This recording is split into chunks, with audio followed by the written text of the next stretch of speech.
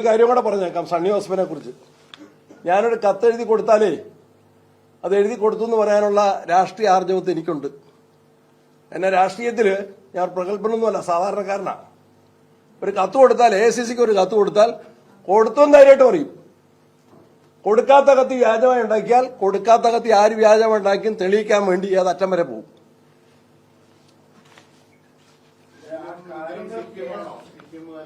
നോക്കട്ടെ, കാഫിർ സ്ക്രീൻഷോട്ട് ആരാ നിങ്ങൾ പറ. കാഫിർ സ്ക്രീൻഷോട്ട് ആരാ ഉണ്ടാക്കിയത് അത് പറ. നിഷേധിക്കാൻ കഴിയോ?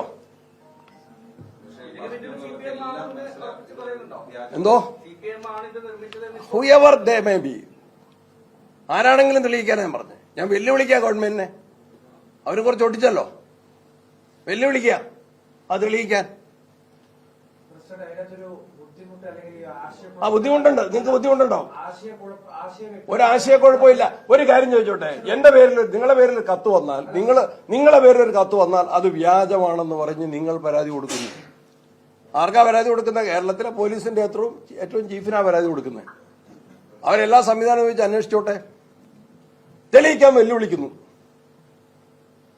അത് തെളിയിച്ചാൽ എന്റെ ഒപ്പാണ്. ഞാൻ ആ കത്ത് കൊടുത്ത് തെളിയിച്ചാൽ ഇനിയിപ്പോ ഞാൻ ഇലക്ട് ചെയ്യപ്പെടുന്ന എന്റെ വിശ്വാസം. MLA സ്ഥാനം ഒഴിവാക്കിയേക്കാം, രാഷ്ട്രീയം അവസാനിപ്പിച്ചേക്കാം. I challenge. അത് ആരാ ഉണ്ടാക്കിയ മറ്റൊരു കാഫിയിൽ സ്ക്രീൻഷോട്ട്, അത് വിലപ്പോവില്ല.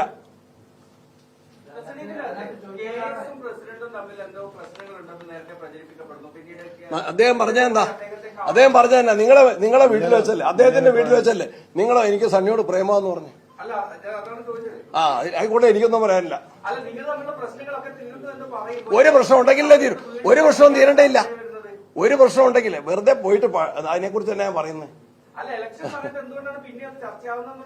അത് നിങ്ങളാണ് മനഃപൂർവ്വം ഉണ്ടാക്കുന്നത്.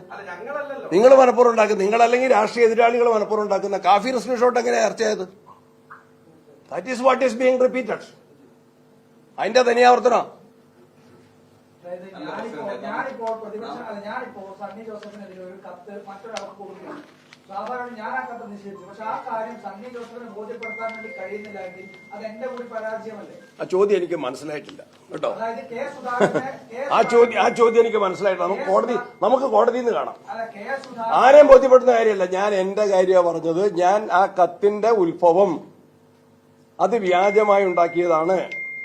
ആ കത്ത് ആരുടേതാണെന്ന് തെളിയിക്കാൻ കേരളത്തിലെ പോലീസ് സംവിധാനത്തെ ഒന്ന് ഞാൻ ആവശ്യപ്പെട്ടു, രണ്ട് ഞാൻ വെല്ലുവിളിക്കുന്നു.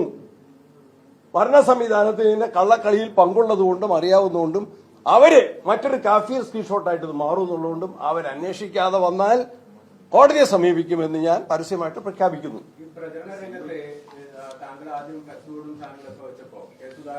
അന്ന് ഞാൻ ഉത്തരം പറയാനല്ലോ. ഫ്ലക്സ് ബോർഡും കാര്യമൊന്നും ഇപ്പൊ ഉത്തരം പറയാൻ. വേറെന്നുണ്ടോ? വേറൊന്നും ചോദിക്കാനുണ്ടോ?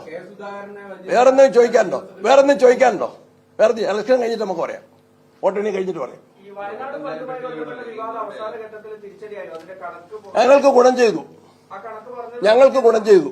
മാർക്സിസ്റ്റ് പാർട്ടിയുടെ ശബരിമല കൊള്ളയും അയ്യപ്പ സംഗമത്തിന്റെ മറവിലുള്ള മോഷണവും ഒന്നുകൂടി മറനീക്കി വ്യക്തമാക്കാൻ അവരുടെ ദുരാരോപണം ഞങ്ങളെ സഹായിച്ചു. അത് നികേഷിനെതിരെ നടപടി ഞാൻ പരാതി കൊടുത്തിട്ടുണ്ട്. KPCC പരാതി കൊടുത്തിട്ടുണ്ട്. ആ അക്കൗണ്ട് നിങ്ങൾ കോമൺ സെൻസ് ഉള്ളവരാണല്ലോ. നിങ്ങൾ മാധ്യമപ്രവർത്തകർ സാധാരണക്കാൾ നിങ്ങൾ പഠനമുള്ളവരും വിദ്യാഭ്യാസം ഉള്ളവരല്ലേ. നിങ്ങൾ അന്വേഷണാത്മക പത്രപ്രവർത്തനമല്ലേ, മാധ്യമപ്രവർത്തനമല്ലേ. എന്നാ പിന്നെ നികേഷിനോട് എന്റെ സുഹൃത്താണല്ലോ, MVRന്റെ മകനല്ലേ നികേഷ്. എന്നാ പിന്നെ അക്കൗണ്ടിന്റെ നമ്പറും ആ ബാങ്കിന്റെ ബ്രാഞ്ചും ഒന്ന് പറഞ്ഞാൽ പോരെ. If he is having the details, he should have furnished the details. കളവെന്ന് പറയും കേട്ടോ.